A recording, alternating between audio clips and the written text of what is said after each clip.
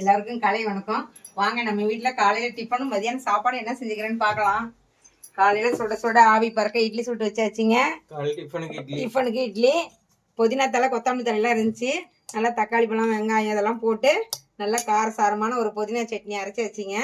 மத்தியானத்துக்கு சாப்பாடு முழு கத்திரிக்காய் போட்டு காரக்குழம்பு வச்சுருக்குதுங்க. சூப்பராக இருக்கும். புளிக்குழம்பு இல்லைங்க, காரக்குழம்பு தேங்காய் அரைச்சி விட்டு கறி மசாலா தூள், மஞ்சள் தூள், மிளகாய் தூள், கொத்தமல்லி தூள் இதெல்லாம் போட்டு குழம்பு வச்சாச்சுங்க.